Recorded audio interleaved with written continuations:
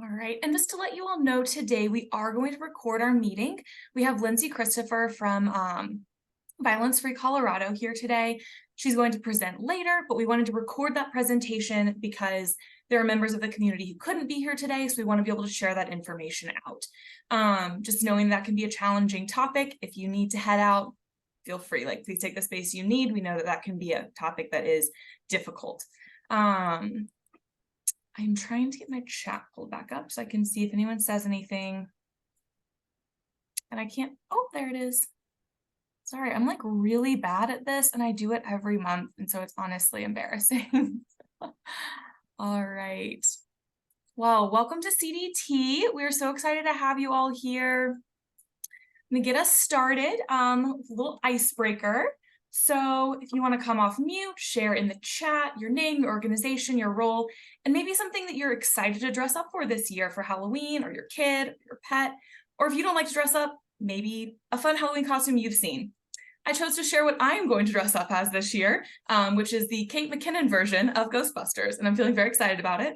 I've been sewing reflective tape onto my jumpsuit all week. So feel free to share in the chat or come off mute with what you are doing for Halloween. Or if you don't like Halloween, that's okay too. That is definitely an option. While folks do that, I will go through our agenda. So we're going to go through our land and cultural acknowledgement, our group norms, and our meeting goals, same as always. We'll also do a little data share out, both looking at some coordinated entry data as well as veteran data. Then we have our presentation from Violence Free Colorado, which we're really excited about. I forgot to add this to the agenda, but we're going to do a little poll for our presentation next month, just to gather some feedback on what y'all would like to hear from our presenters. We have an announcement for a couple community members, and then we'll have space for any announcements that are unplanned. And then we'll stay on the call afterwards to chat if y'all have further questions after that. Oh my God, Katie, you got your dog in R2D2 costume. That's amazing. Steph, so great. Yes, these are all so good. Keep sharing. Thanks, y'all. I love to see it. All right. Well, as y'all keep sharing, I will move us forward into our land and cultural acknowledgement, which Steph is going to read. Hey all, good morning. I'll be reading our land acknowledgement today. We honor and acknowledge that Colorado is located on the traditional territory and ancestral homelands of the Arapaho, Cheyenne, and Ute nations. More than 48 tribes and nations call Colorado home. We recognize that Indigenous peoples are the original stewards of this land. We acknowledge and celebrate the continued achievements of Black Americans and their transformational impact on American society. This country was founded on stolen land and built by stolen people. We invite everyone in this space to recognize their ancestors and the forces of history that brought you here, as well as the work you are engaged in to support collective liberation and the liberation of future generations. Awesome. Thank you so much, Steph. And I just wanted to acknowledge as well, first of all, I don't know a lot about all of this, so I'm not an expert by any means, but it does feel like it's important to acknowledge what's happening in the Middle East right now. So I just want to acknowledge that the tragic loss of life for many people, both Palestinian and Israeli, and just genocide's wrong. I just feel like I want to make sure that we're saying that in this space. Again, I'm not an expert. I am not saying this perfectly, but I feel like I want to say something, and I am more than happy to have further conversations about that after this. All right, moving us on to our group agreements. So this is to make space and take space. If you're someone that takes a lot of space, make some. If you don't take a lot of space, take some. We want to speak from the I perspective, knowing that everyone has their own perspective and experience. Listening to understand, not to respond. Honoring silence, which is really hard in this Zoom world, especially. I know I have a hard time with that. One person, one mic, just having one person sharing at a time and respecting when that person is sharing. Showing up as people, not as titles. We have a lot of folks in this space. We have a lot of experiences in this space. We want to just show up as the humans that we are together. Respecting lived expertise. We have many folks in this room with lived experience of a variety of things. We really want to respect the expertise that comes with that. Welcoming discomfort. This is hard work. We're doing it together. using both and thinking. This isn't either or. It's very gray. There's not a lot of black and whites in this. Honoring intent, but also owning impact. You might not mean to cause harm, but harm can still be caused. We want to own the impact of that. Stories stay here, but lessons leave. So honoring the privacy of this space and expecting and accepting non-closure. And then just our meeting goals for our coordinated entry design team meeting is to provide an intentional space for community feedback, trainings, and updates, while collaboratively working towards resolving the housing crisis and the systemic barriers our unhoused neighbors face by centering anti-racism, equity, accessibility, and inclusion.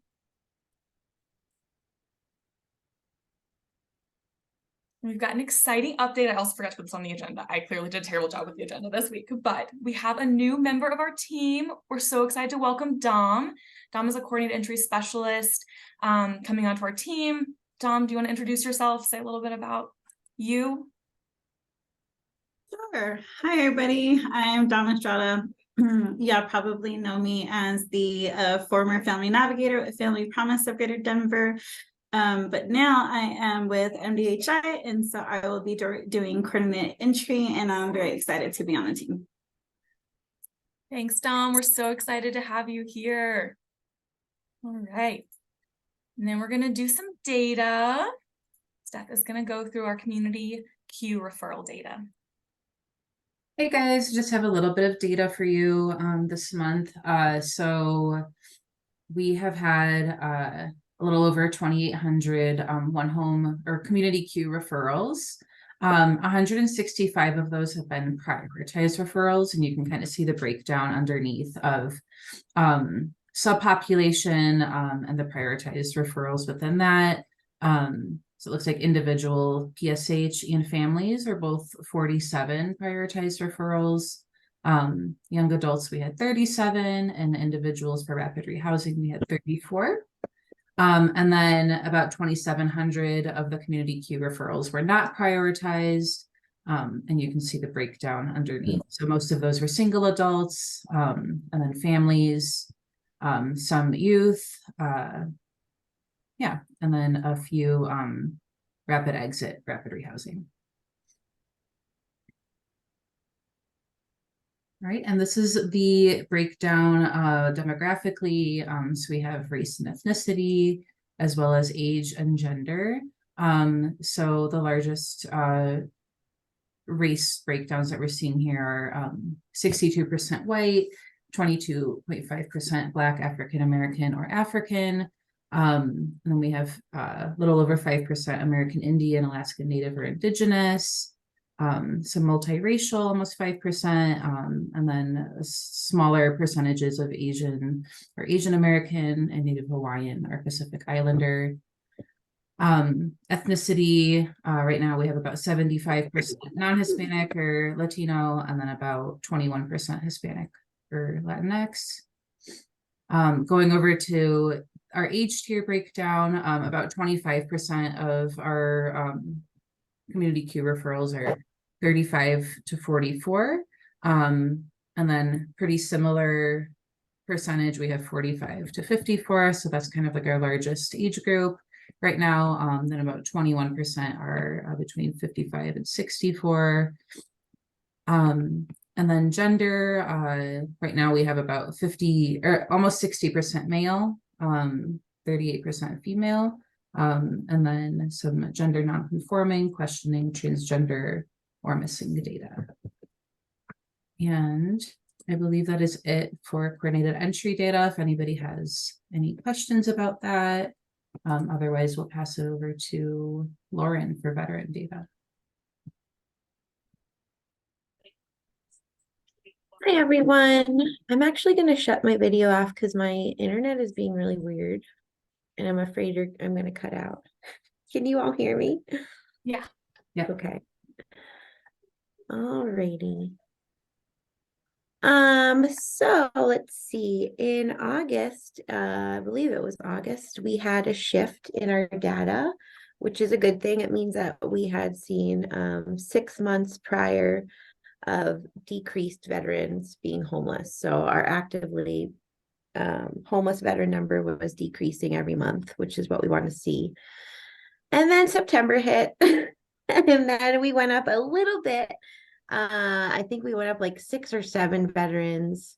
But when I say the shift, like it was very incremental. It wasn't like huge numbers. It was like less than 10 each month. So we were squeaking by. And now that winter's coming and it's getting cold, I feel like we're going to start seeing a little uptick again. I do feel like October, we're going to see a little bump in our numbers as well. I think they're sitting around 380 today. We're consistently housing veterans about between 35 and 45 veterans a month, which is pretty good. But I think what our data is really telling us is that we really need to get strategic about how we're going to handle and accommodate people that are coming into our system, right? Our inflow number. Because if we don't get a hold of that, we're just going to keep going, 2 steps forward, 1 step back kind of a thing. So our homeless prevention stuff, returns to homelessness, like how do we get a better handle on that? I definitely don't have the answer at all. I've been racking my brain about ideas and trying to get people together for meetings to kind of start figuring out like how are our veterans getting information about our homeless prevention programs, not just VA, but like outside of VA. When do people learn about those? We tend to see it's usually too late when they find out about them, right? Like the week before or something. So just some things to start thinking about and strategizing for the next, several months here to see if we can try to get a hold on that inflow number. Next slide. All right, and this is our inflow by race. So we're seeing our white, Black, and Native American veterans coming into our homeless coordinated entry system. The most, and American Indian and Black are highly overrepresented in that population as well for veterans. Along with race, we're also seeing an increase in our elderly veterans, right? Our people are aging. They're getting up in their 70s, 80s, 90s. So a lot of those folks are needing higher levels of care that permanent supportive housing can't manage. So also trying to figure out solutions for that. I think the whole community is experiencing that too. And there's just not enough interim resources for these folks. So that's just another tidbit along with my race slide there. Next slide. And then this is more race and ethnicity data for September. So there's 230 veterans on the by name list that are identifying as white. 8 said they were not sure or the data wasn't collected. Only 2 identified as Native Hawaiian or other Pacific Islander. 14 multiple races. 98 veterans identified as Black or Native or African American. 1 veteran identified as Asian. And then we had 17 identified as American Indian or Alaskan Native. And that was for last month. Yep. Next slide. And then this slide is showing you when we are housing folks, where are they going each month? So for September, we housed 40 veterans.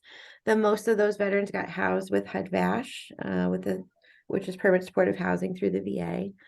11 folks were housed by our SSVF partners, Rocky Mountain Human Services and Volunteers of America. That's the rental with the RRH or equivalent subsidy. 3 veterans were housed with another no ongoing subsidy, so just market rate. 3 were housed in like a project-based site. And then 1 was housed in GPD TIP. GPD TIP is a VA transitional housing program, but the veteran takes over the lease after a few months, so it is technically permanent housing. And then 2 are housed by other means. Those are usually like long-term care facilities. What else would be in there? Mainly it's long-term care or assisted living or housed with family, but permanent. And those are rare. Usually we will put housed as temporary and those just become inactive because we know that they'll probably come back to us at some point. So that's just kind of a breakdown of where people are getting housed in September. that it for me? Nope. And then I have this equity and housing slide. So this is showing who's getting housed throughout the year. So each line represents an ethnicity or a race. The blue is everyone, so that's showing us our house patterns. The green is Asian, that brown color is multiple races, that orangey peach color is white, so those people are getting housed the most, you can see.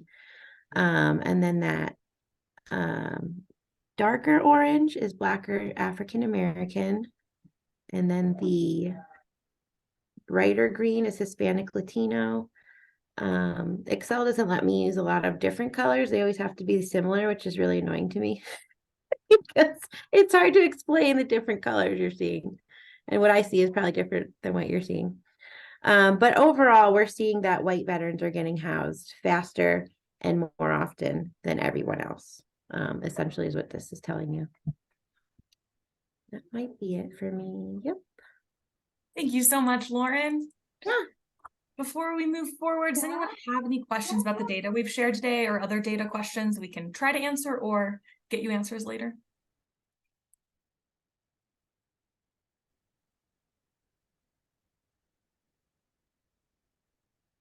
Awesome. Well, if any questions arise, feel free to reach out to us.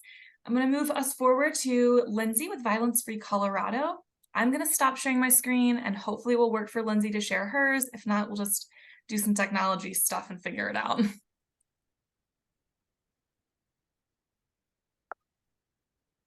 All right. Nope. Ah, success. Sometimes I'm nervous about that. And so thank you for having me today. My name is Lindsay Christopher. I use the pronoun she and her, and I'm the housing program manager for Violence Free Colorado. I apologize. I am coming down with a cold. My kiddo gave me her nasty cold that she developed over fall break. Go figure. So I am not 100% on my game today. I might be a little slower today than usual, and I might have to pause to have a drink at some point, but really happy to be here. And I'm not sure if y'all are aware, but October is Domestic Violence Awareness Month, hence my background, my virtual background in the meeting today. So it feels like a really great opportunity and time to be able to meet with you all and share some information. This is a little bit of DV 101, a little bit of DV 201, a little bit of VAWA thrown in there. So it's a little bit of everything based on what I heard y'all were interested in. And at the end of my presentation, I'll share my email with you all. And that way you have my contact information. Should you have any other requests, should you have questions that we don't get to today, or if you want to connect about a training for your organization or whatever that looks like. So again, happy to be here today. I prefer my presentations and my trainings to be a two-way conversation. So if you have questions, please feel free to hop off of mute and ask your question. I will not be offended if you interrupt me. When I'm sharing my screen, it is a little difficult for me to tell when folks pop off of mute. So please interrupt away. I will not be offended. And I'm happy to take questions as we go, as they're relevant to the content that we're talking about too. And I've got my notes pulled up on a separate monitor and screen. So if you see me looking away, it's just to make sure that I've covered everything that I wanted to make sure we talked about with each slide. So yeah, I'll go ahead and get started. And hopefully we have some time at the end for questions and some further conversation or dialogue. Come on, now you're not gonna, there we go. So this first slide is really just looking at what Violence Free Colorado does as the statewide domestic violence coalition in comparison to what our local DV or SA programs do across the state, because sometimes I think folks get confused. They think that the coalition does some of the direct service work and vice versa. So just to be clear, the coalition, the statewide domestic violence coalition, is comprised of member programs. So our member programs are actually the domestic violence and sexual assault organizations across the state. And I include sexual assault there because the majority of DV programs are actually dual programs. So they support survivors of DV and SA. And then we have a few programs across the state that are standalone sex assault programs, and they would work more closely with our sister coalition, which is Colorado Coalition Against Sexual Assault. So the coalition provides tailored support, advocacy and policy, collective action, and social change. So in a nutshell, the coalition takes on some of like the systems advocacy, policy work, kind of that big picture work that our member programs, when they're working directly with survivors in crisis, do not have the capacity to do that. So we do some of the policy work, some of the systems advocacy, but we're always informed by the local programs that are doing that work directly with survivors. So I start all of my presentations with the legal definition of domestic violence here in Colorado. And that's a pattern of coercive behavior rather than an isolated incident used by one person to gain power and control over another in an intimate or formerly intimate relationship. So the really important pieces of this definition in particular are that it's a pattern. So it's not just one incident. Domestic violence it's really important that you look at behavior over a period of time rather than just one incident. It's used by one person to gain power and control. So power and control are the driving forces of domestic violence, and power and control is what allows domestic violence to kind of continue and go on and on. And then finally, that someone is in an intimate or formerly intimate partner relationship with that person. So they have this unique relationship with the person that they're using power and control over, versus, a stranger, a friend, someone who doesn't have that close relationship and that proximity to that individual. I like to include the cycle of abuse, and I'm not quite sure why it's so blurry. It didn't look like that when I was putting this together, but that's how it is. So there's 4. You may have seen the cycle of abuse in 3 stages rather than 4. Either one is correct. Sometimes you'll see number 3 and number 4 combined together to be one stage of the cycle. But I always like to talk about the cycle of abuse, and I apologize for folks if this is repetitive, if you've done a DV 101 or a domestic violence training before. But I like to include this because it does really illustrate the dynamics of domestic violence really well, in the sense of like, what does it look like over a period of time? And again, this is just a snapshot. But how might this look for someone that you're working with? And how might you be able to identify, it sounds like you might be experiencing some domestic violence or some kind of abuse. Do you want to talk about that? And the cycle of abuse, when I was doing direct service, I used to have a little graphic of this at my desk that I could pull out and work with survivors. So if they were talking about their story or their experiences, I could pull this out and be like, it kind of sounds like what you're talking about might be this tension building phase, but excuse me. So stage 1 is tension building. So that's pre-incident. It's where tension is really high. Survivors often know that something is coming down the road, and the victim or survivor is typically pretty fearful, feels like they're walking on eggshells, kind of waiting for that incident to occur. Stage 2 is where that domestic violence actually happens. So there's verbal abuse, there might be emotional abuse, physical abuse. We like to talk about domestic violence or violence as a continuum. So a lot of folks think like physical, emotional abuse, and don't always think about financial abuse and what that might look like for a survivor. So I like to point that out as well. This is often where threats or intimidation are used. Again, there's blaming of the victim or survivor. There's a lot of anger on the part of the person causing harm. So the incident happens, and then we move into phase 3, which is reconciliation. Historically, this was also called like the honeymoon phase. We're moving away from some of that like gendered stereotypical language and calling it reconciliation now. And this is often where the person causing harm is very apologetic. They're saying things like, oh, it'll never happen again.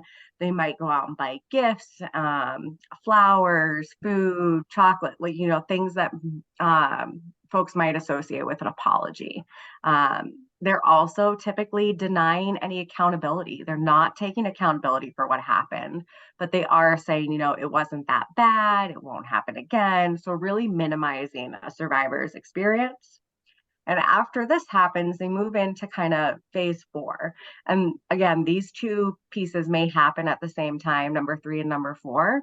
But the calm that we're referring to here is where there isn't any violence. So typically, after the DV incident, things do tend to calm down or be less dangerous for a survivor. In stages 3 and 4, no abuse takes place. This again might be the honeymoon phase, where if there's lots of apology, lots of like the abusive partner trying to bring the survivor closer to them again.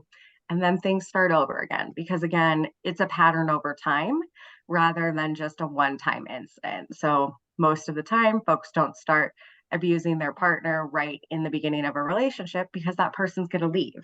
So 6 months, a year in, they might start using some of these tactics, some power and control tactics. Then a survivor may start experiencing the cycle of abuse. And then over time, what we know in the domestic violence field is that violence and abuse tends to escalate over time. So the violence tends to get more dangerous, or situations tend to get more dangerous, and as time goes on and as they're experiencing abuse. One thing I like to point out with the cycle of abuse too is that survivors, it's actually can be used as a safety planning mechanism. So survivors know their abusive partner and the person causing harm better than anybody else, and they can use this cycle of violence as a way to plan for their safety. And I always think of this one specific example that stuck with me for years and years. I was working with a mom. She had a few kids. Kiddo had a birthday coming up, a birthday party over the weekend, and they had all kinds of family and friends coming over. And based on her experience, she had decided and thought that based on this cycle of abuse and how well she knew her partner, there was likely going to be some kind of DV incident over the same weekend that her kid's birthday party was happening. So instead of having all of that play out right around the birthday for her kid while they had friends and family in town, she used the cycle of abuse and her knowledge of her partner to actually instigate a DV incident earlier in the week, so that when family and friends were around and the birthday party was taking place, they were in stage 3 and 4, where they were in the calm, kind of acting like nothing had happened. They were pleasant to one another. The abusive person wasn't using intimidation or threats. And it wasn't apparent to folks that were at the party that there was anything wrong in the home at the time. So I mention that because survivors very often use different tools and their knowledge of their experiences to help keep themselves safe as well. So did that? No, that is the next one. Okay. So again, keeping with this theme of trying to help you all better understand when domestic violence might be taking place, or when to kind of ask a few more questions or really dig a little bit deeper with a survivor, I included some red flags. And what I should add about the red flags is that if a survivor mentions one of these or is alluding to one of these, it does not automatically mean that they're in an abusive relationship or that they're experiencing domestic violence. It is simply a red flag, meaning it might be something to ask a few more questions about, or to have them explain or clarify some things.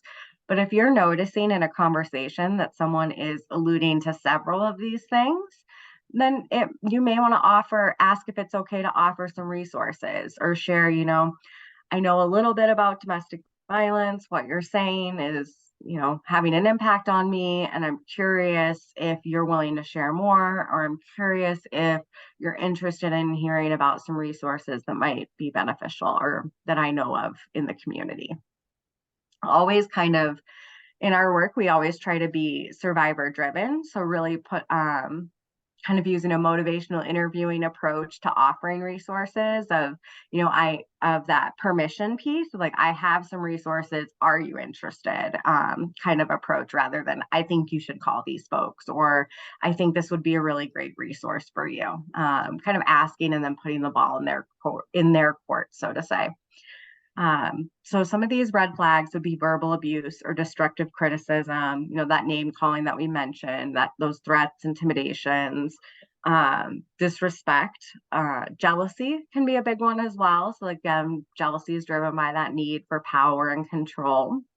Isolation. So oftentimes survivors that I worked with are cut off from their support systems, whether it be family, friends, social services agencies, social workers, community resources. Again, to perpetuate that power and control. The less support and connection that a survivor has, the less likely or the more likely it is the person causing harm can maintain that power and control. Hey, Lindsay, I just got a message that people can't see your screen anymore. I hear that's happening for Nikki. Are other folks not able to see Lindsay's screen? I can still see it. Okay. Do you want me to stop sharing and try again? I can. Okay, maybe it's just an issue for the person who messaged me, if everyone else can see it. Please let me know if it starts happening. I'm trying not to touch anything, but sometimes my mouse is pretty sensitive too. So let me know if it keeps being a problem. Cool. Thank you so much. No problem. Economic control. So again, I had mentioned earlier that we think about abuse oftentimes as that physical abuse, but 98% of survivors actually state that financial abuse or economic control was part of their experience of domestic violence. So it's super common for survivors to not have control or access to either their own funds or the household finances. So it might be things like EBT cards, bank accounts, housing. I'd even go a step further, since most of you are some kind of housing provider or work with folks that are experiencing homelessness. They might not have access to vital documents like birth certificates, documentation like citizenship or any of that stuff, which can be critical in terms of accessing housing. Oftentimes that is intentional in a method of power and control. Physical and sexual violence, whether it be reproductive coercion, intimidation, pressure tactics, those would also fall into red flags. I think some of the last ones or the next couple are pretty obvious. Monitoring and stalking behaviors, that might be checking someone's phone for text messages or email. I've worked with survivors who have had GPS trackers on their vehicles or on their phone, like the location be turned on and their partner have access to that so they know where they're going. It's one of the downsides to technology these days, is it does make it a little bit easier for folks to track you, and abusive folks or people causing harm can be pretty tech savvy.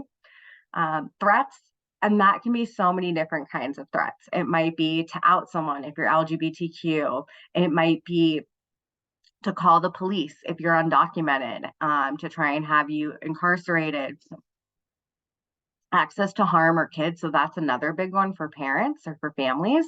An abusive partner may say, you know, if you call the police or if you do ABC, I'm going to take the kids or I'm going to harm the kids, which actually is child abuse is not super common in domestic violence relationships. It does happen, is more often than not, the person causing harm is interested in harming their partner, not their kids. But I won't say that's all the time. And entitlement and fear are the last two on this list. So this might be assuming that someone will not have access to resources and using that to their advantage if they're causing harm. Any questions about red flags or ones that you want me to expand on a little bit?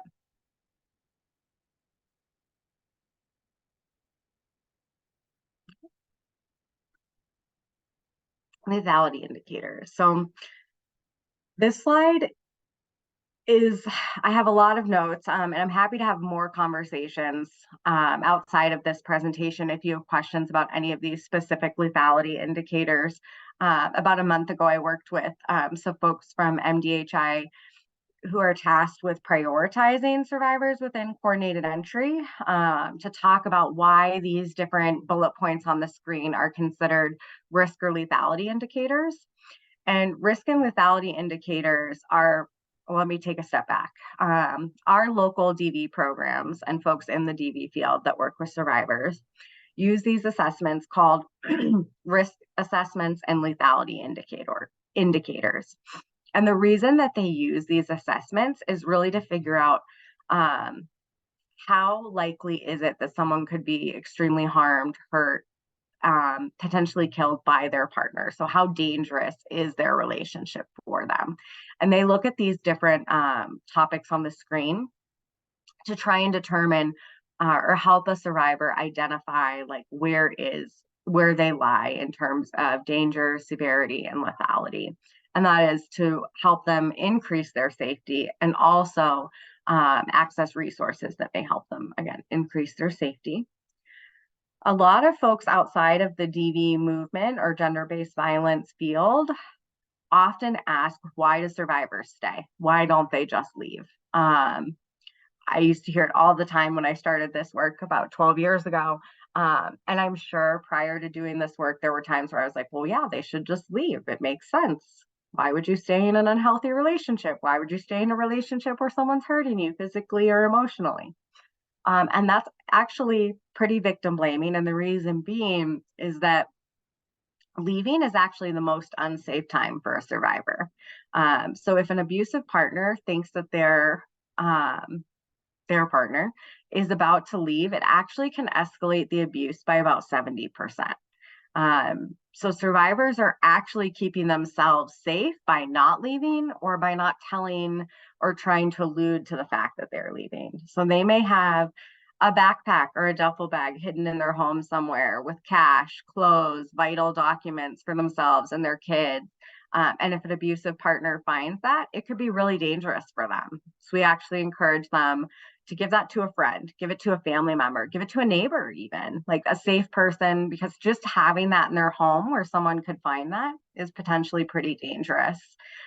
We shared some communications out a week or two ago when that emergency alert went out, because oftentimes survivors have a second hidden phone for emergencies. And if that phone was not on airplane mode or turned off when that emergency alert went through, it was dangerous for them because it could alert an abusive partner that, hey, there's another phone somewhere in this apartment that you don't know about. Again, creating that unsafe space for a survivor. So these indicators on the screen are instances or factors that would increase someone's increase the danger in someone's relationship. So if they're pregnant, again, pregnancy can also be a pretty dangerous time for someone in a domestic violence relationship. They're extra vulnerable when they are pregnant, and it also poses a risk to the unborn child as well. Strangulation, I feel like this is pretty straightforward. Strangulation can lead to a variety of different or have a variety of negative outcomes. One of those being a traumatic brain injury or a TBI. Animal abuse. So animal abuse can be an indicator that abuse is escalating within a relationship. If they're harming an animal, often after that, they will start harming individuals as well. Weapons in the home or access to weapons, particularly guns, in extremely, it increases the lethality a lot. The majority of folks that are killed by their partner in the United States are killed by a gun in the home. So we've actually worked with legislation across the state, or legislators across the state, to enact ERPO, which is a protection order bill that requires folks who have a protection order for domestic violence to surrender their firearms, because the research shows that access to a firearm in domestic violence instances increases the lethality, I believe, by about 110%.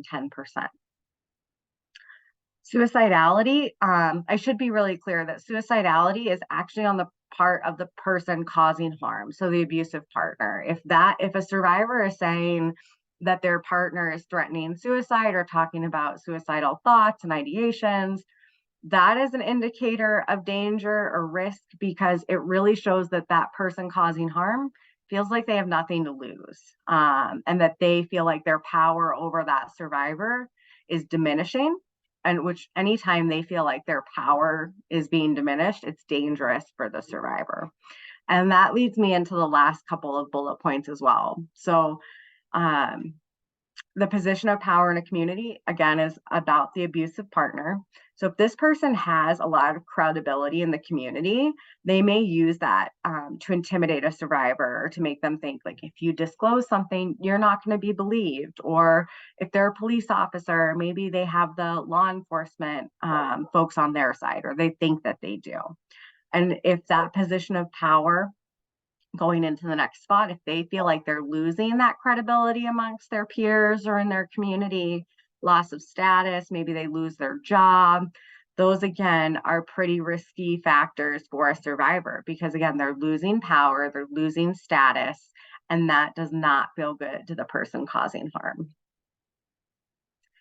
Any questions about lethality indicators or risk assessments?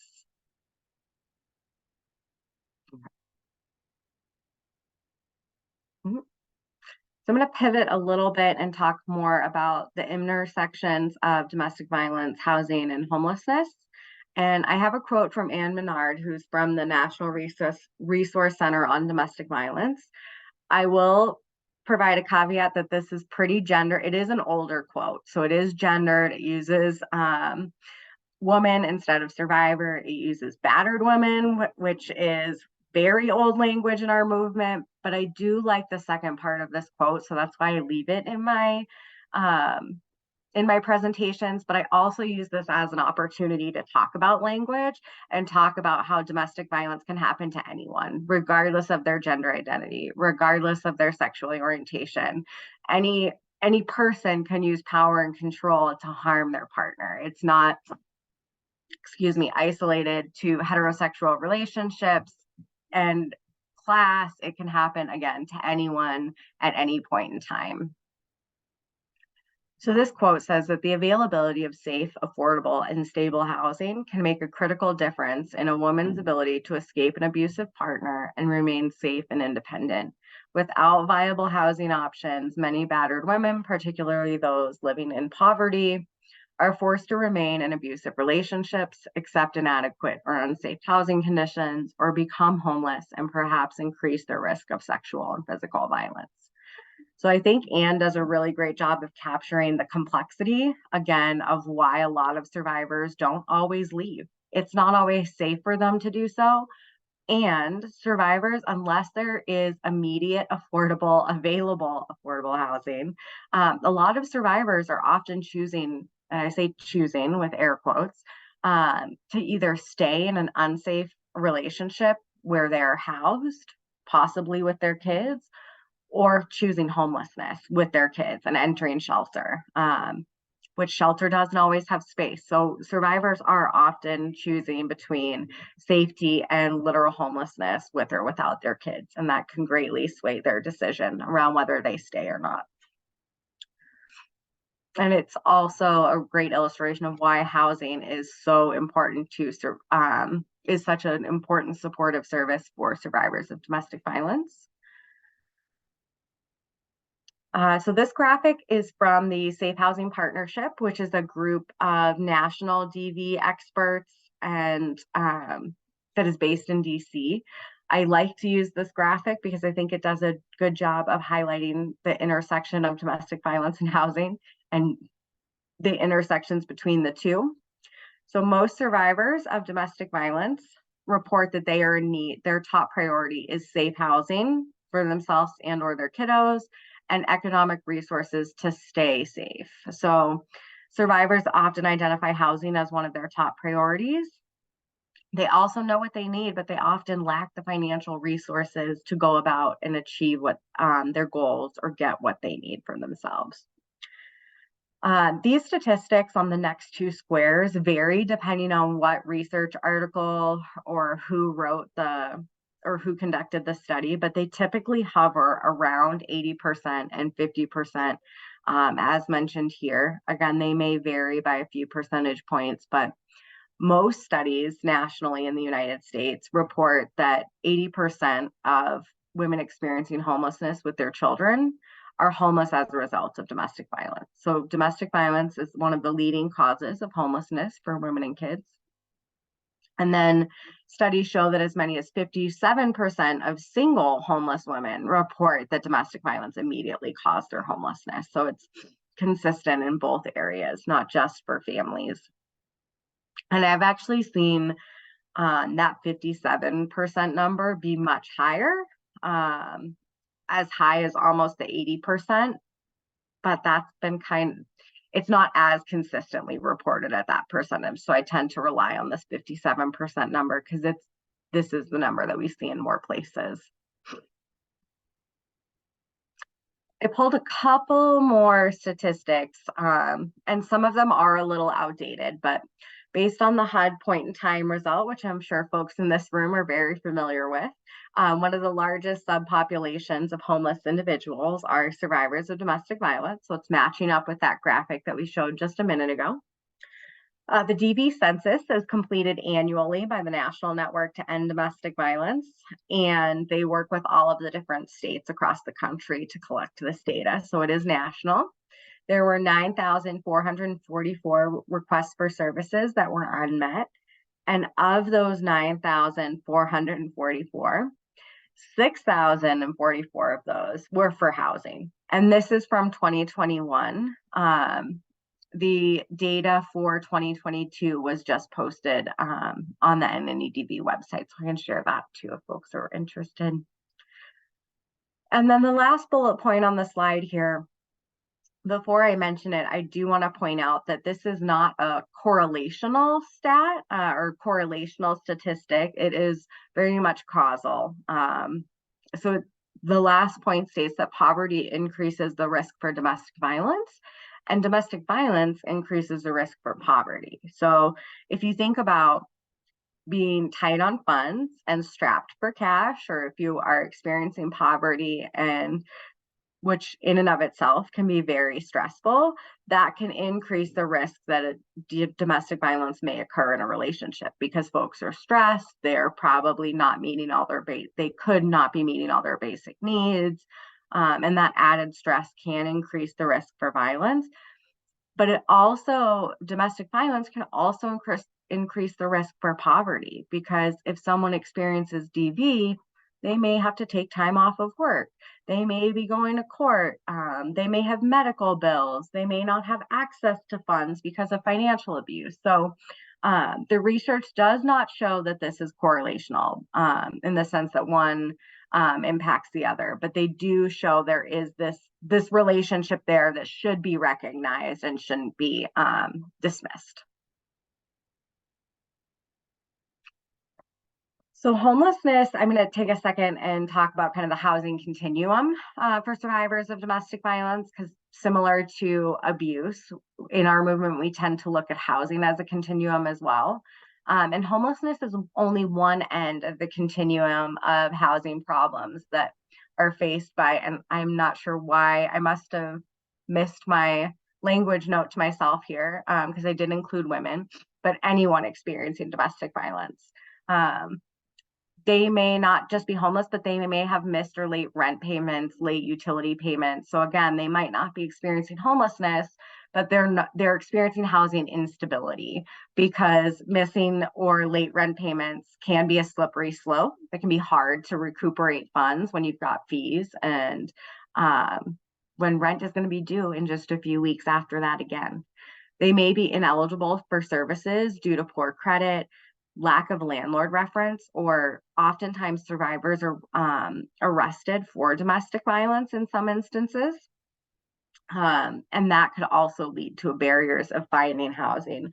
Oftentimes folks want good to great credit, great landlord references, and if you have criminal record, you are not necessarily going to be eligible for the same resources as someone who has good credit, has good landlord references, and does not have a criminal background. Some families also face barriers to using emergency shelters. I will also add that Colorado has some of the highest turnaway rates in shelter across the state. Families and individuals are staying in shelter longer. There may be larger families. So because of that, there there's not always space for folks who need that shelter in an emergency, that are in imminent danger to be able to access that. Not all shelters are the same either. So some larger families may not be able to enter a shelter if they can only house three people in a room. Or maybe they have 3 beds, but the family needs 8, and they won't have 8 beds available for another week or 2. So large families tend to have higher barriers accessing emergency shelters. Depending on the staff representation, training that they've gone through and whatnot, there may or may not be cultural competency within that shelter and within the programming and services, which can be a barrier to folks being successful or even entering shelter. Mary spoke to the capacity limitations of being able to enter shelter when it's needed. The amount of times that I would work the crisis line and have folks call, and I'd have to tell them, look, we're full. I can help you try and identify some shelters in the surrounding area. I can give you 211. And at the end of the day, I don't have a magic wand that is going to open up a bed for you or your family, which can be really upsetting, not just for the folks experiencing DV, but for advocates as well, feeling like you're not able to support survivors and give them what they need. And then I also like to point out that racism, which I'm sure, given some of what you've chatted about earlier today, and the equity work that I know MDHI is committed to, so I'm sure this isn't new to anyone, but racism results in a disproportionate number of BIPOC survivors making up the folks that are experiencing homelessness. I am going to shift a little bit and talk a little bit about housing rights and protections for survivors. And I should have said this at the beginning, but I do not expect you all to leave this meeting and be experts on domestic violence. That's not the point of coming in and talking with you all today. It is really to give you a baseline and increase your understanding of domestic violence, power and control tactics, and then also what housing rights or protections may exist for survivors. But again, not expecting y'all to be experts, but I do hope that this is able to plant some seeds in your head so that you're able to have some deeper conversations with survivors, and you have a better understanding of where a survivor might need support and what rights they might have. VAWA and some of the housing protections in particular are super complex. Most survivors, if they have concerns about VAWA, I usually refer them to some kind of legal assistance because it is really tricky and difficult to navigate. So keep that in mind as we talk about these next few slides. I'm not expecting you to be a VAWA expert. And you can always reach out to me if you're like, hey, I remember you mentioned something about VAWA. Does this apply in this scenario? Does it not? Who do I talk to get the survivor help? You name it. So there are a couple of housing protections that exist for survivors of domestic violence, and that is the Violence Against Women's Act. So this is these are national protections for folks living in federally funded housing opportunities. And in Colorado, we also have a lease break statute. So this is a bill that was passed in Colorado. So it is specific to Colorado, whereas VAWA applies across the country.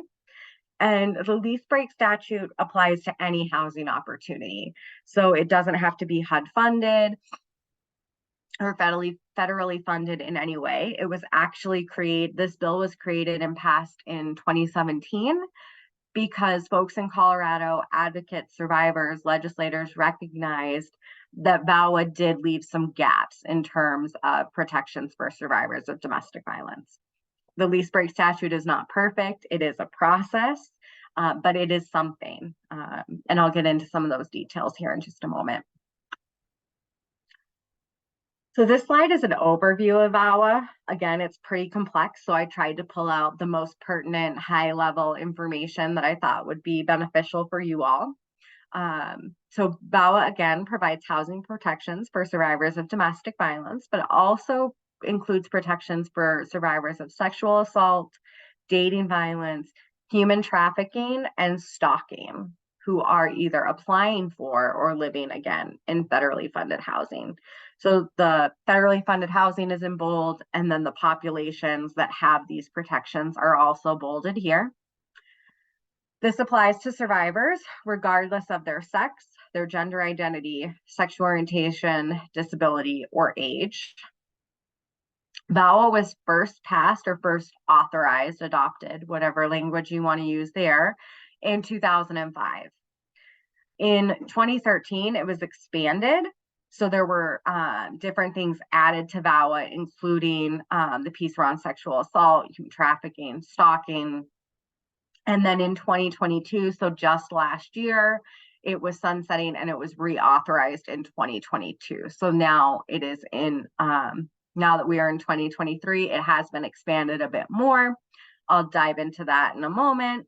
And I also like to remind folks that this does not apply to market rate rental housing. So that is why the Colorado lease break statute was created for market rate rental housing or survivors living in those opportunities. Still doesn't provide the same amount of protections that VAWA does. It's really just to fill that small gap of allowing a survivor to move so they don't have to stay in unsafe housing. So in a nutshell, VAWA, which is the acronym for the Violence Against Women's Act, survivors cannot be denied admission to a housing opportunity. They can't be evicted from housing. And if they're receiving some kind of like rental assistance, that cannot be terminated because they experience domestic violence or because violence is committed against them. So just because they're a survivor, they cannot be evicted, they can't be terminated from assistance programs, and they shouldn't be denied admissions. Housing providers must provide a notice of rights. So any housing provider should be providing all of their applicants with a notice of their VAWA rights. I noticed that started taking place around 2013 when HUD added that to their VAWA legislation. Housing providers must establish emergency transfer policies, and emergency transfer policies are, or an emergency transfer policy is, something that allows, excuse me, a survivor to move or change units as a result of domestic violence. So it doesn't say exactly what the policy must include in VAWA, but it just says that any housing provider must have some policy for what they do in an emergency transfer instance. And then this last bullet point says that a housing provider may not evict or terminate assistance based on criminal activity that is a direct result of their status as a survivor. And this means a lot of housing leases or housing providers have like a criminal activity clause or criminal activity addendum. Sometimes it might be called a crime-free housing addendum or a crime-free housing opportunity. I'm going to plug my computer in real quick because it just gave me a dim light and my biggest fear is dying on you all. Sorry, I thought it was plugged in. I was laying right next to the outlet, which is not super useful. But this is saying that if there is something like a crime-free housing addendum or some kind of clause around police involvement, criminal activity, that a survivor cannot be terminated or evicted or terminated their, you can't terminate their assistance, should police be involved or should a survivor call the police as a result of domestic violence. Survivors always have the right to call 911 or call for help should they feel like they need that. New in 2022, VAWA added this piece. So prior to this, it was difficult to determine what federal housing programs may fall under VAWA, which ones may not, and oftentimes that vagueness increased barriers for survivors. So in 2022, this blanket statement was added to VAWA, and it really is meant to be a catch-all so that any federally funding housing program essentially falls under VAWA at this point in time. And this clause makes sure that folks are aware of that. I'm not going to spend the time reading it just for the sake of time. I want to make sure we talk about some other things. like documentation. So I had mentioned that the Colorado lease break statute is a process. VAWA is not the same, is not a process like the Colorado lease break statute. So if a survivor feels like they need to do an emergency transfer, or that they are a survivor of domestic violence and they want to utilize their VAWA protections, or they want to share their experience with a housing provider for admissions purposes, they get to choose the type of documentation that they provide to a housing provider, and how that's disclosed. So housing providers must accept whatever documentation or proof, quote unquote, that a survivor wants to provide. They can require 30 days to submit third-party documentation. So they can tell a survivor from the date that they're applying, they have 30 days to submit this, and they can grant extensions. This is meant to benefit the survivor. So if they have trouble getting the documentation that they're trying to submit, they have time to do that. And oftentimes, a survivor may choose to submit a VAWA self-certification form, which is a one-page document that talks about their experience of domestic violence. They may include a police report or a protection order, a letter from a therapist, letter from mental health professional, the letter from a DV program. Again, they get to choose what type of documentation to provide, and that's so that they are able to do that with as few barriers as possible. And survivors aren't having to jump through the different loopholes just to get documentation to support their need. And housing providers cannot engage in additional fact finding. So let's say a landlord or housing provider doesn't believe a survivor. Well, tough luck, like that's not your role. You don't get to determine whether someone's a survivor or not. You have to take the information that you get and work with that. You don't get to go and ask a neighbor or an employer, hey, what has your experience been with this person? Or go to another tenant and say, hey, have you heard verbal altercations in the unit? Again, no additional fact finding. You take survivors at their word. The Colorado lease break statute is quite different. Survivors have to give notice in writing to their landlord that they'd like to move. They are responsible for 1 month's rent, and they also have to have, oh, I'm ahead of myself here. Let me take a step back. So the Colorado legal statute states that survivors of domestic violence or sexual assault can terminate their lease due to domestic violence or sexual assault. It does have to be within the last 60 days though. So it does have to be a pretty recent incident. It can't be something that took place a year ago. However, if it took place a year ago and maybe they saw the person who assaulted them or harmed them on their property in the last 60 days, that would count. Survivors must notify their landlord in writing and follow the process described in the statute, which states the incident must have occurred within 60 days. They must have a letter from an address confidentiality program certified application assistant, and that's a mouthful. In a nutshell, address confidentiality, or ACP, is a safe address for survivors to use, and it's a mail forwarding system. So they can put that on their driver's license, they can put that on their voter registration, they can put it on kids' school enrollment paperwork, and it is a kind of like an alias, but for an address, and they can still receive all of their mail. It's forwarded within about 2 days. So it does take a little longer to get things, like an extra 2 days or so. But it is a safer way for them to get their mail and not have their physical address in public record. In lieu of the ACP letter, they could have a copy of a protection order or a copy of the police report.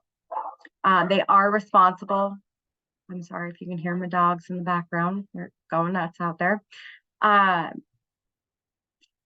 they made me lose my train of thought also. Copy of protection order. They are responsible for 1 month's rent beyond for that 30 days that they have to give their landlord 30 days notice, since they are responsible for 1 additional month's rent. And the landlord can keep the deposit as that extra month's rent, but does have to return the deposit within 90 days. So pivoting again for a second, talking about integrated approaches. So what can be done? How do you support survivors of domestic violence? How do you increase access to housing? How do you do all of that in a trauma-informed way? Well, it can be crucial to help survivors find and keep housing. Finding and keeping housing is one of the biggest barriers faced by domestic violence victims, which I think isn't probably not a surprise to you all, given the high rents and lack of affordable housing, lack of availability. And survivors often have barriers that may set them back or may promote that housing instability. Survivors who secure housing reduce the chances of re-victimization, so they also reduce the likelihood that they return to an unsafe home, which survivors often return to an abusive relationship about 7 times before they stay out of that relationship or out of that home for good. And oftentimes it's because of financial barriers. And that, again, that lack of immediate available affordable housing. And at one point in time, they loved this person. They still probably have that some kind of love for them. It may not be the same, but they still have that connection to that person. But all of that to say that oftentimes when housing is not paired with additional support or additional resources like DV counseling or counseling for kids, address confidentiality where you're keeping your address safe and the person causing harm isn't going to find it. Oftentimes just housing is insufficient for keeping a survivor safe. And the research shows that survivors who are linked with advocates during and post-crisis periods, so when they've experienced domestic violence and then following that, they report a higher quality of life, they have more social supports and less isolation, and they're likely to be less victimized. So they have more positive outcomes, the more individuals, the more resources that they are connected with. We're coming up on the end here, so I did want to provide some resources, and I'll share my PowerPoint. I know, Katie, you're recording this, but I'll also share this with you so that you can send it out to folks, and folks have this resource, particularly the website on the bottom. I like to include the National Domestic Violence Hotline on my presentations because they are free, confidential advocacy services. They can talk about things like safety planning. Sometimes they have text and online chat options, and they're 24/7. So rather than needing to know every DV program in the MDHI region, you can call the National Domestic Violence Hotline and get a lot of the same support. And they can patch you through to local programs at the same time. So it's kind of a one-stop shop. Most programs in the Denver metro area also have a 24/7 crisis line, but I'd be listing like 8 numbers up here for you to call. So I do like to share common services at DV programs so that folks outside of the DV world know what a survivor could expect or what you may want to talk about with a survivor. It doesn't mean you have to know the ins and outs of these pieces, but it may make the difference between a survivor reaching out to a program or not. For example, when I worked on our domestic abuse response team and I was on call, police officers would get called to a DV incident. They'd chat with whoever they determined was the victim or the survivor, and they would give them our program information. And oftentimes they're like, no, I don't want that. However, I would call them and I would actually explain what our program offered, like the safety planning, counseling for adults and kids, legal advocacy. Hey, do you want to know what to expect now that your partner's been arrested or incarcerated? Or hey, there's a no contact order. Do you want some more information around what that might look like or how to modify that? Emergency housing support, community education. Sometimes when a survivor doesn't know what to expect, they're less likely to reach out. So just being able to say, well, this program may be able to help you and your kiddos get some therapy, or they might be able to help you with rental assistance or legal advocacy for what you're dealing with, can sometimes make that referral more positive. And then down below, the link is to our Get Help page. So the Violence Free Colorado Get Help page has a map of Colorado, and then it lists all of the counties. So you click on the county, and then it'll list all of the services in that area. It'll list their crisis line, their admin line, It also lists whether they're one of our members or not, but don't worry about that. For what you would be looking for, you would likely be looking for their crisis line or admin line. And then last but not least, I left the links in here for the VAWA landing page. And I see a hand, so I'll get to you in just one moment, Lynn. One of the really cool things that happened when VAWA was reauthorized in 2022 last year, they created a whole VAWA landing page on the HUD Exchange, which this information used to be pretty buried within the HUD website, hard to find, hard to navigate, real jargony. And this is a much easier place for both advocates and survivors to find information about VAWA, and also a really clear complaint process, which, as someone who worked with survivors to do VAWA complaints over the last 10 or 12 years, this is much cleaner and much easier to navigate, much easier to follow. And I think this is one of the most positive things that came out of the reauthorization in 2022. They created this landing page for VAWA info, and they created a gender-based violence director and a VAWA office within HUD. So rather than a lot of like the DV and VAWA stuff falling under SNAP, which is where it was living before, there's its own office now. And Carlo Ning she used to work for the National Housing Law Project, is the director of gender-based violence at HUD now. And she's fantastic. So that is the end of my presentation. I see at least one hand raised, so go for it. Thanks. This was great. VAWA used to also allow victims who were undocumented to be. It would give them one path for many of them, depending on their status, to get their green card or get their legal documentation. Is that still? It is still a visa pathway or documentation pathway for folks. Yep. I didn't focus on that in this particular presentation, but that has not gone away. And you can certainly get a pathway to citizenship through VAWA. Right. And people should really go ahead. Well, I was going to say, I found that if you're working with someone who's undocumented, you should really discuss a lot about it, because they often won't talk about it. Like many victims, but even if they are away from the perpetrator, it's not always something easy to talk about with them. So it's not, and that there could be cultural pieces to that as well when you're working with undocumented folks.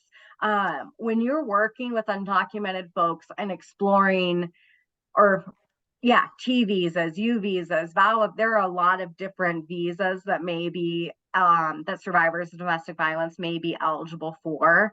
I would really recommend connecting them with a legal advocate or with a DV program, because it does require quite a bit of work in terms of paperwork filing. The VAWA visa case that I worked on, we had to write a multi-page letter around their experience and our experience working with them. And the more support that you can get for a VAWA pathway to citizenship or visas in general, the better. Thank you for bringing that up.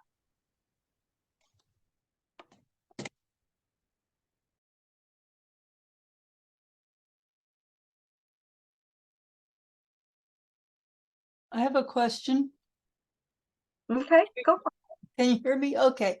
The resources that you've cited in this slide and the one that followed it, are they accessible for to the survivors themselves, or are they pitched, or are they directed more at the providers of support? I would say both. So particularly the slide that I'm on right now, if you were to click this link, this could be used. Actually, I refer survivors to this link all the time if they're looking for programs in their area, particularly if they just send me an email and don't tell me where they're located. I'll send them this and say, here's a statewide map of Colorado by county. Click the county you're in, and then you'll see all of the programs in that area. So an advocate may use it for the same reason. You're working with a survivor in Jeffco. You want to look up what your Jeffco DV shelter programs are, or DV programs in general, and you click that. The VAWA one could be used by both. Again, I've sent this, now it's not going to move forward. I've sent the VAWA information to both survivors that have reached out to me and advocates. If a survivor reached out for, or does reach out for VAWA support, I try to connect them with a local program or legal representation like Rocky Mountain Victim Law Center or Colorado Legal Services, because VAWA can be really tricky to navigate, really hard to understand if you're new to it. And I think the more support that a survivor can get with VAWA in particular, the more positive the outcome is, because it could lead to things like going to court because you're being wrongfully evicted and you're a survivor, or you were denied housing as a result of being a survivor. And it could be really hard for a survivor to represent themselves in those situations. But it doesn't mean, there are times where I've sent it to a survivor and they've said, thank you, that's all I need is to know how to file a complaint, because I know this person or this program was in the wrong 5 years ago, and I don't want someone else to be in this position again. Thanks. You're welcome. All good questions. Any more? I'm going to stop sharing my screen for a second so that I can drop my contact information into the chat for you all. And I am happy to connect with folks outside of here. If you have other questions, feel free to email me. If I'm not the right person to answer your question, I've got a strong team of folks at Violence Free that can also answer questions. I do most of the like housing and homelessness stuff, but we do a whole lot more than that. And Nikki, I see your hand raised. Do you want to go ahead and ask your question? Hi. Yeah, I just wanted to give space for our providers to ask questions, but if there aren't any, then I do have one. First of all, hi, Lindsay. Good to see you again. Good to see you too. So I'm so happy that we're talking about this, especially in relation to coordinated entry, because as many of you know, domestic violence and fleeing domestic violence is one of 2 prioritization factors that we use for all subpopulations. So it's really helpful to hear about this, to learn more about, domestic violence and people who are going through that, survivors. I will say that one of the things that we have heard from many people who are conducting the VI SPDAT is that they believe that someone is going through domestic violence, but are either afraid to say so or are perhaps unaware that they're going through domestic violence. And given that we use that as a prioritization factor, and it really will affect someone's ability or someone's whether they are prioritized for a housing program or not, do you have any suggestions for our providers that are conducting VI SPDATs who are running into these types of situations? That's a great point, because survivors aren't just, particularly in a VI SPDAT setting, which is not the most trauma-informed experience, even though I'm sure you all do your best to bring in your own trauma-informed lens, but survivors are probably not going to just disclose domestic violence or their experience to anyone. And as you mentioned, they may not even be recognizing their experience as domestic violence. They might just think, based on their own lived experience or their own relationships that they've seen in their life, that is a healthy relationship. So one thing that I found useful, particularly in my direct service days where I'm like kind of doing an intake with someone and asking them to share their experiences with me and trying to build trust, is pulling out that cycle of violence and the power and control wheel. So as they're saying things that are falling on that red flag slide, or maybe that lethality indicator slide, I didn't include the power and control wheel in this particular situation just for timing reasons. And sometimes just pulling out those tools, sorry, my daughter walked in, just pulling out those tools and putting them down in front of a survivor and starting to maybe pinpoint where on that power and control wheel or where in that cycle of violence their experiences are showing up. sometimes that can be a way to start kind of building that trust and saying something like, you know, you mentioned, that's a good example. Oh, let's say you're, it's not quite a VI SPDAT. I'm struggling let me use this example and then I'll try and see if I can think of a VI SPDAT. But let's say you've connected someone and matched them with a resource in the coordinated entry system. You're trying to get them leased up, but they can't provide birth certificates or vital docs for themselves and their kids. And they say, well, I just don't have them. But some of the other things that you've heard around their relationship dynamics are concerning. Maybe you bring up the power and control wheel, or you bring up and kind of point out where they may not have, where they don't have control over their finances or like vital documents. The tricky part is, I think, building trust in a really quick way with survivors. And my recommendation, I think, for that would be trying to be non-judgmental and open. So a lot of times survivors hear victim blaming language, or someone may judge them for the choices that they've made, and really validating that they're the expert on their situation, that they were doing the best they could to keep themselves safe, because they are the expert on their safety. I think approaching a conversation or saying something like, you know, some of the things that you've mentioned, I'm curious, do you feel like you have, that you've, I'm not articulating myself super well. I think approaching things with curiosity and openness rather than judgment, and kind of your own agenda, letting a survivor drive the conversation.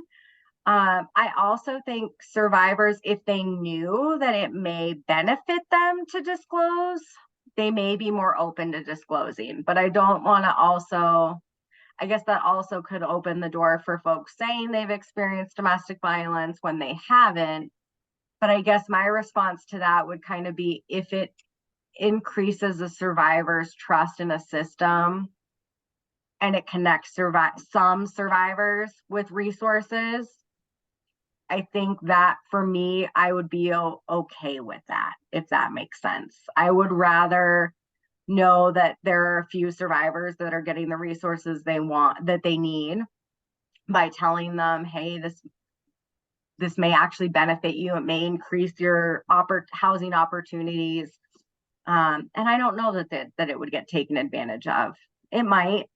So maybe it's thinking about how to frame that to survivors, but domestic violence is often a private issue that folks keep behind closed doors. Like that's one of the reasons why you see on the news, oh, I had no idea that this family was going through that, or that this person could have killed their partner and children. Like, they seemed like such a happy family. So it doesn't surprise me that folks are not necessarily disclosing that, or possibly even recognizing that.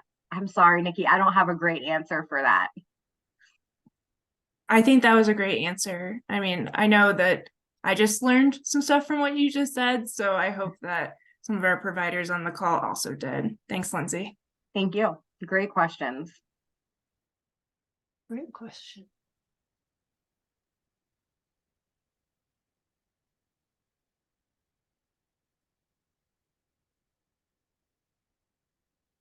Thank you so much, Lindsay. If anyone has more questions that come up, Lindsay put her email address in the chat. We're going to send out the slides, the recording, and that email address in the newsletter.